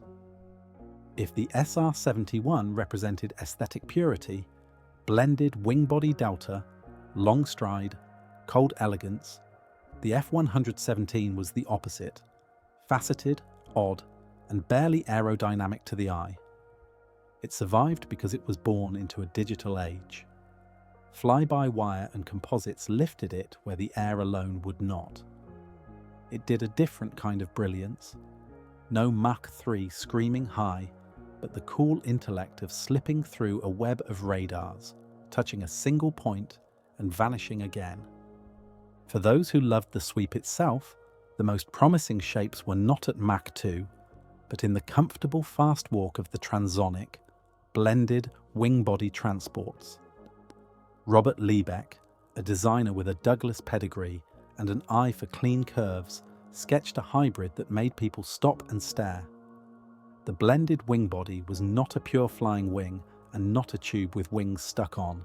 Something new, with a high aspect wing that melted into a broad, flat-bottom body. The tips bore tall winglets for control. If the shape felt futuristic, its ancestry reached far back, to Hugo Junker's early thoughts on metal cantilever wings, and to all who had dreamed of planes that were all lift and almost no fuselage. Early Liebeck studies imagined a manta-like shape that could carry 800 people, 3 decks of world travel, 3 engines, 289 feet of span to 161 feet of length, cruising near Mach 0.85. Subsequent work suggested a smaller baseline, the BWB 450 for around 450 passengers, and then, perhaps more promising, military heavy lift, global cargo tasks at transonic speed, where efficiency full of consequence might be found. NASA's Langley and Lewis centers, Boeing's team, built from Douglas experience, and groups at Stanford, USC, Clark Atlanta, and the University of Florida pored over the numbers. The promise was plain: carry more with less fuel. A 30% gain over traditional tube and wing airlifters looked like a fair expectation. Modelling and tunnel time convinced the partners to fly something real, even if small. Boeing's Phantom Works oversaw two subscale UAVs, the X-48B, about 21 feet in span, roughly 8.5% of the BWB-450, each powered by 3 compact turbofans. Cranfield Aerospace in Britain built the airframes. The first spent 250 hours in the Langley full-scale tunnel, run by Old Dominion University.